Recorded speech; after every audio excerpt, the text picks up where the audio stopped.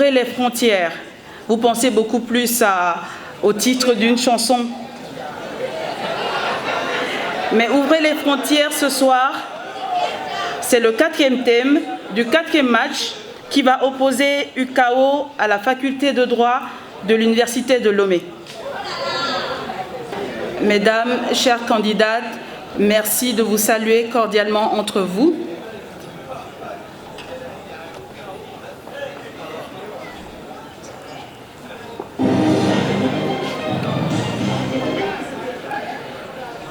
Ouvrez les frontières. Sur ce thème vont débattre Elena Ama et Kelly Kofi. L'UKO, représenté par Elena Ama, répondra oui, puisqu'elle représente la majorité parlementaire, tandis que Kelly Kofi répondra non, puisqu'elle représente l'opposition parlementaire. Mesdames et messieurs, chers candidats, que les joutes soient.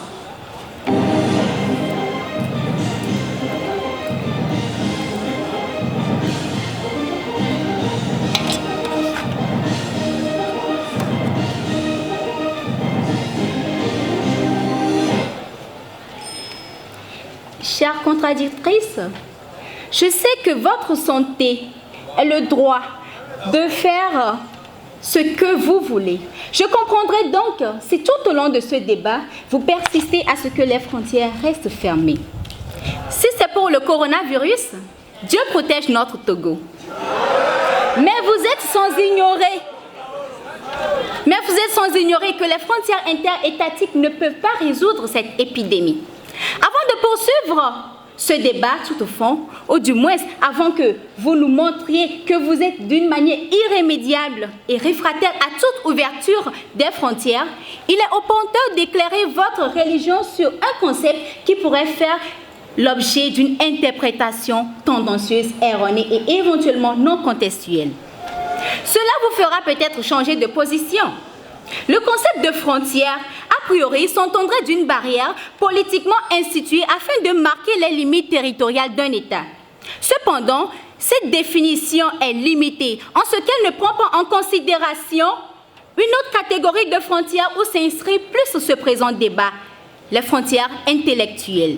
Il s'agit des frontières intellectuelles qui sont des conceptions mentales faites par les hommes instituant des divisions entre les humains fondées sur la race, la religion, la politique, le sexe, l'ethnie, pour ne citer que cela. Au cours de ce débat, je ne mettrai donc pas de frontières entre ces différentes frontières, car toutes les frontières seront prises en compte, aussi bien l'idéologie que le réel, afin de mieux cerner ce débat. Et au cas où ma très chère contradictrice vous dira qu'on est mieux chez soi, juste un rappel, être mieux chez soi ne veut pas dire ne pas accueillir chez soi. Je vous remercie.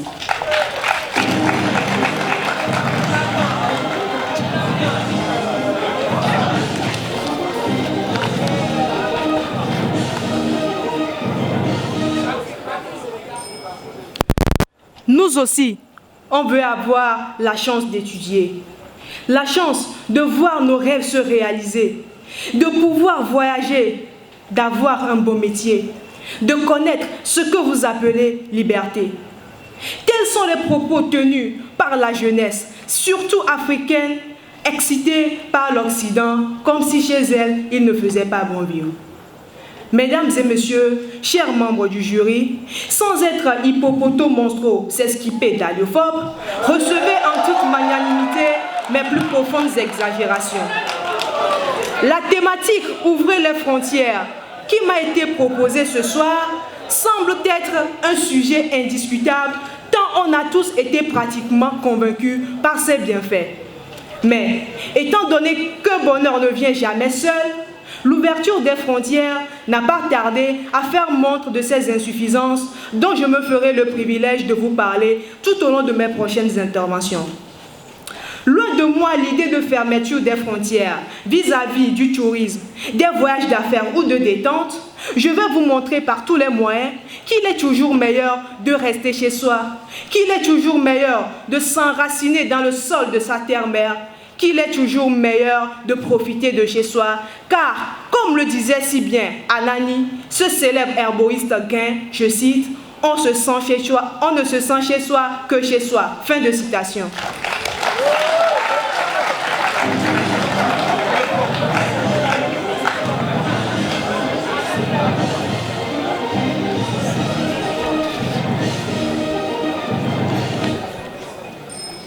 Il n'y a pas meilleur que l'ouverture des frontières et pire que leur fermeture.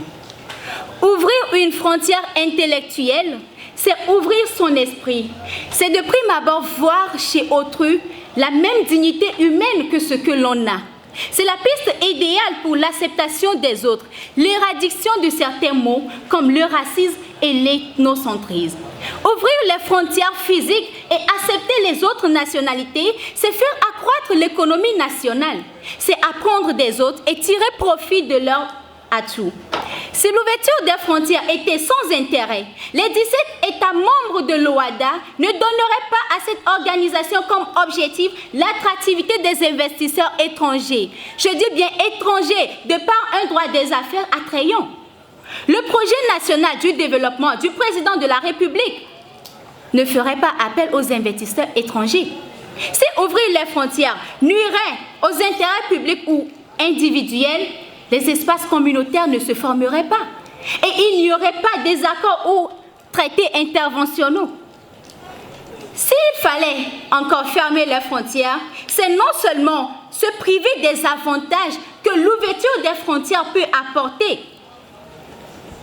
et de créer des mots autour de soi.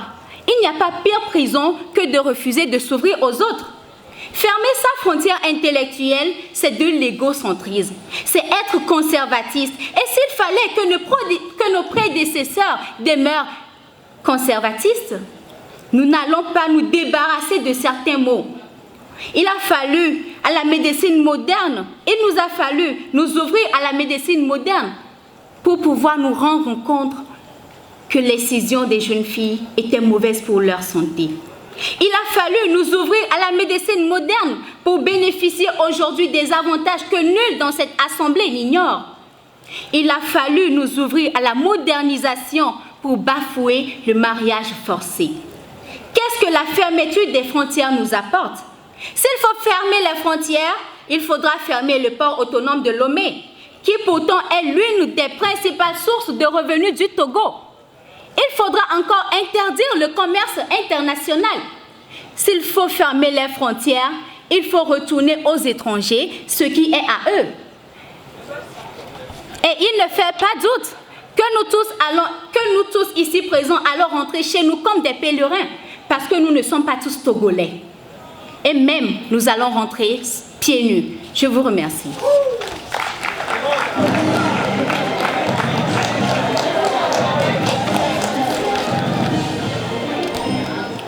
Lancée dans la modernité d'une histoire mondiale, où elle a brusquement été projetée, presque malgré un incroyable poids de résignation et de fatalisme dans toutes ces sociétés déshéritées. Elle est devenue un creuset où s'affrontent, s'effondrent et s'effondrent des valeurs multiples. Mesdames et messieurs, l'idée d'un quelconque brassage à travers l'ouverture de nos frontières culturelles restera et demeurera une idée aussi spécieuse que fallacieuse. Dans, par exemple, une Afrique duale qui a encore la nostalgie du passé et qui embrasse le modernisme dans toutes ses dimensions, des inquiétudes planent sur le devenir socio-culturel africain.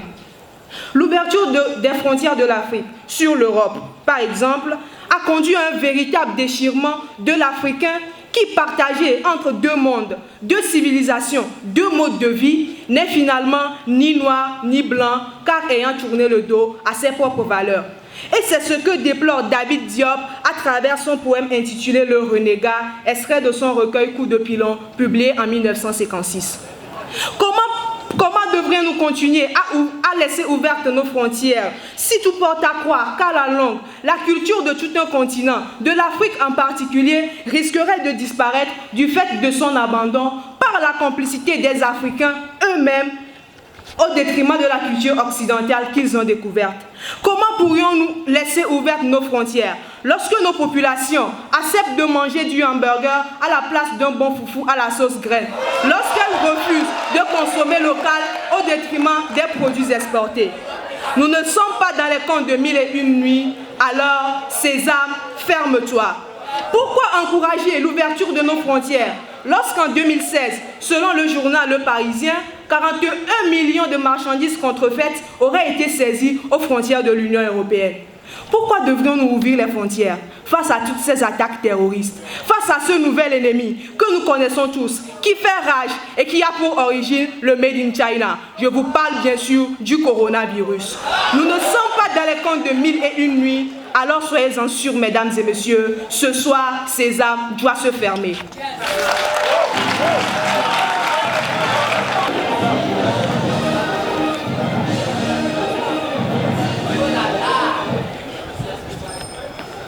Chers parlementaires, il nous faut ouvrir les frontières.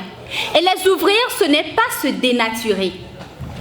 Chères contradictrices, ouvrir une frontière intellectuelle d'abord, bien sûr, ce n'est pas se dénaturer. C'est pouvoir vivre dans un melting pot. C'est accepter les autres tels qu'ils sont. Et force est de constater que nous tous ici présents, nous ne sommes pas que Togolais, je l'avais dit. Il y a des nationalités togolaises, en commençant par mon très cher pays, le Togo, béninoises, maliens, burkinabés, pour ne citer que ceux-là. S'ouvrir aux autres, ce n'est pas se faire coloniser ou de coloniser. S'ouvrir aux autres, c'est simplement vivre dans le respect des qualités divergentes des autres. S'il fallait que mon père se fasse une frontière à l'égard de ma mère, celle-ci aurait été une étrangère dans la maison de mon père. Ce n'est qu'en ouvrant nos cœurs que nous avons rencontré l'âme sœur. Et ce n'est qu'en ouvrant nos cœurs ce soir que nous allons repartir avec une âme sœur. Ce n'est qu'en ouvrant ces frontières que l'Institut français a accueilli cette édition. En réalité, chers parlementaires, une fois que les frontières seront ouvertes, il n'y aura plus lieu de parler d'une société ou d'une autre, d'un pays ou d'un autre. Car ces frontières physiques, tenez-vous bien, ne constituent que des jeux politiques qui sont nourris par des ambitions politiques destinées à diviser la race humaine. Mais en réalité, nous ne constituons qu'une seule race et c'est le village planétaire. Chers parlementaires, ouvrez vos frontières. Ouvrez vos frontières d'abord intellectuelles parce que les frontières physiques ne sont qu'une conséquence des frontières intellectuelles que les hommes persistent à créer. Ouvrons nos frontières. Chers parlementaires, chers jurys, veuillez excuser mon envie très pressée de vous débattre ce sujet qui m'a empêché de vous saluer. Sur ce, chers parlementaires, chers tous, chers jurys, veuillez recevoir mes civilités. Je vous remercie.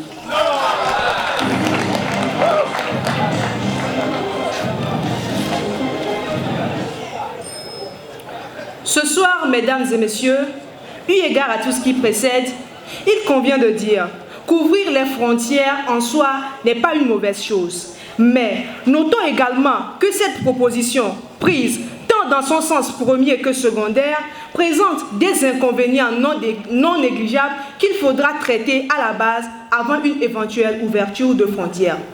D'abord, vu dans son sens premier, décider d'ouvrir les frontières, c'est accepter la fuite de nos cerveaux qui, fatigués des conditions de vie et de travail dérisoires, n'hésitent pas à prendre le chemin de l'aventure, espérant trouver mieux ailleurs. C'est accepter que l'autre vienne chercher son intérêt personnel dans notre pays au détriment des intérêts communs de nos populations locales.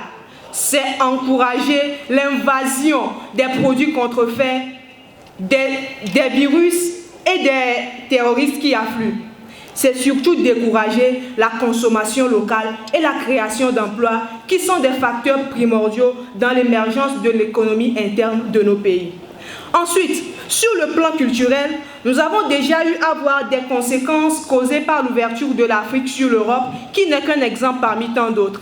Et comme solution à ce problème, nous proposons une sorte de métissage culturel demandant à s'ouvrir aux autres, mais en restant d'abord enraciné dans ses propres valeurs. C'est dans ce sens qu'il faudra comprendre Senghor lorsqu'il dit, je cite, « La vraie culture est toujours déracinement, assimilation des valeurs étrangères, mais elle est d'abord enracinement dans le sol natal, dans la culture des valeurs autochtones. » Fin de citation. Aujourd'hui, plus que jamais, Le devoir nous appelle, mesdames et messieurs, et j'ose croire que nous sommes tous là pour ça. De ce fait, aussi longtemps qu'il n'y aurait pas un réel enracinement des populations dans leur culture, aussi longtemps nos frontières seront fermées face aux autres cultures. Aussi longtemps que nous allons rester dans cette polémique de l'ailleurs est mieux, aussi longtemps nous laissons nos pays pour compte et dans un état pitoyable. Et à la manière de cet artiste qui a dit « Personne ne viendra changer l'Afrique à notre place », je vous dis, chers frères, je vous dis, chers compatriotes, personne ne viendra changer vos pays, votre continent à votre place. Alors, au lieu de chercher à traverser les frontières, cherchons plutôt à délivrer nos pays qui courbent sous l'échine de la dépendance d'autrui, car ouvrir les frontières, c'est les ouvrir aux manipulations des grandes puissances. Ouvrir les frontières, c'est les ouvrir aux attaques djihadistes qui peuvent subvenir à tout moment. Ouvrez enfin les frontières, mesdames et messieurs, et vous les ouvrez au coronavirus. Ce soir, nous allons finir avec les déguisements du colon et réapprendre la décence du quintet. Ainsi, mesdames et messieurs, à bas la veste. Je vous remercie.